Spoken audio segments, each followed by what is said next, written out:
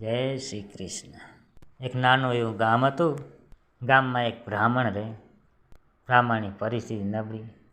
એને ગામમાં જાય ને ગામવાળાને વાત કરી, મારે એક કંથા કરવી છે, તમે જે કાંઈ આપો એમાં હું મારું ગુજરાન ચલાવીશ। ગામવાળા ભેગા થયા, ના ભાઈ અમારાથી કાંઈ દેવાય નહીં, બસ તને ઓછો લાગે, અમને એમ થાય કે વધારે થાય, અમે કાંઈ આપશું નહીં। જે તારા ભાગમાં ગામમાં ફર, જે તારા ભાગમાં હોય જડે, ખા પીને મોજ કર। ગામમાં માગવા જાય, ક્યાંથી ચપટી લોટ જડે, ક્યાંથી ન મળે। આજા ગામમાં ફરે ત્યારે પોતાને ટક કરે। એને એમ થયો, આમને આમ કેટલા દી ગુજારો ચલાવીશ। બ્રાહ્મણીને કીધો, ભાતો બાંધી દે, હું જંગલમાં આગળ જાઉં, બીજા ગામડા ક્યાંક જડી જશે। તો વિચાર કરતો કરતો એ તો નીકળી પડ્યો। ચાલતા ચાલતા ચાલતા જંગલમાં ગયો, ત્યાં એક હનુમાનનું મંદિર આવ્યો। હનુમાનનું મંદિર આવ્યો તો એને જઈને વાત કરી, આ તો હનુમાનનું મંદિર છે, હાલ અહીંયા રામની કંથા કરી હનુમાનને સંભળાવી, તો કોઈક માણસ આવશે, કાન દાખ દક્ષિણા દેશે, એમાંથી ગુજારો કરશું। પહેલો દી ગયો, જે કાંઈ વાંચવા લાગ્યો, જંગલમાં કોણ આવે, જંગલમાં બાપો ના આવે કે, છતાં તો હનુમાન તો કાંકતા દેશે નહીં કે। હનુમાન વાત ભરો રાખ્યો, ત્યાં એ કંથા માંડી, રામની કંથા કરવા માંડી। એમ કરતાં 1 દાડો 2 દાડા 3 દાડા 7 દાડા થયા, કોઈ આવે નહીં। હવે કરવો શું, વિચાર કરવા લાગ્યા, આપણા તો આમ નામ દિવસ પસાર થતા જશે, કરશું શું। 7મો દાડો થયો ત્યારે એક માથેથી આકાશવાણી થઈ, હે બ્રાહ્મણ દેવતા, આજ તારા 7 દાડા પૂરા થયા, કંથા બહુ સાંભળી, હવે આજ સાંજે તને એ કે રાતે ઘરે આવી કે તને છેલ્લી બાકી 10,000 દક્ષિણા આપી જશે। બ્રાહ્મણ તો કાંઈ સાંભળ્યો નહીં, એ તો એની ધ્યાનમાં અને ધ્યાનમાં કંથા વાંચ્યા કરે।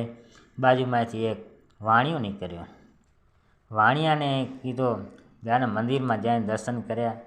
બ્રાહ્મણ દેવતાને વાત, તમે કાંઈ સાંભળ્યો? ના બાપા, હું તો આ મારા હનુમાન ભક્તિમાં રામની કંથા વાંચું છું, બીજું મેં કાંઈ સાંભળ્યું નથી। વાણિયાને લાલચ લાગી, જો મને 10,000ની આને સાંભળ્યો નથી, હનુમાનની કંથા કરે, હનુમાન જો 10,000 દેતા હોય તો આપણે 2,000 દેવામાં શું વાંધો હોય કે। તો બ્રાહ્મણ દેવ, આપણે એક શરત કરીને શું કરશું, હું તમને 2,000 રૂપિયા આપી દઉં, સાંજ સુધી આવક થાય મારી, તમે હાલ્યા જાઓ, કાંઈ વાંધો નહીં થારો। બ્રાહ્મણે વિચાર કર્યો, 8 દી સુધી કોઈ આવ્યો નથી, હવે કોણ આવવાનું છે, આવીને 2,000 રૂપિયા કોણ દેવાનું હતો, કાંઈ વાંધો નહીં। ઝપાટે વારે 2,000 રૂપિયા લીધા, બ્રાહ્મણે પોટલા બાંધ્યા ને ઘરમાં થયો ભેગો, ઘરે જાવને હુર્યો આરામથી।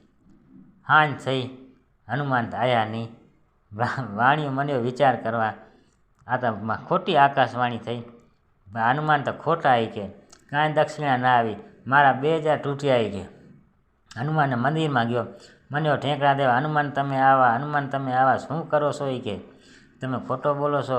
બ્રાહ્મણને ખોટો બોલ્યા, બ્રાહ્મણે તો કાંઈ સાંભળ્યો નહોતો, પગ પસારવા લાગ્યો, પસારતા પસારતા એક પગ હનુમાનની મૂર્તિને અડી ગયો, પગ ચોંટી ગયો એમને, પગ ચોંટી ગયો તે પછી એક દાદા પગ ઉખેડો, તો એમ પગ ના ઉખેડે તો બ્રાહ્મણને મેં વદાળ કર્યો છે 10,000 દેવાને તે 2,000 દીધા, નક્કી કર કે 8,000 ઘરે જઈને દઈ આવું તો પગ છોડું, નકા ન છોડું। ભલાઈ બાપાએ કે હું પગ છોડતા હોય તો 8,000 કે દઈ આવીશ। બ્રાહ્મણે કીધું, દયા માફી માગી, હનુમાનને પગે લાગ્યો, પાછો ઘરે ગયો, બીજા 8,000 રૂપિયા બ્રાહ્મણને દઈ આવ્યો। પછી બ્રાહ્મણને વાત કરી, બાપા આ પ્રમાણ થયો, શું થયો, તો કે દાન દક્ષિણા બહુ દક્ષિણા આવી, એમ ન કીધું મારો પગ ચોંટી ગયો હતો, બહુ દક્ષિણા આવી, તો પછી એમ થાય ઘણા આવ્યા, તો લઈને 8,000 હજી હની બ્રાહ્મણને દેતો જાઉં, બી ફેરા ક્યાંક કંથા કરે ને વળી કે કાંઈ 2,000માં કંથાએ નહીં કરે।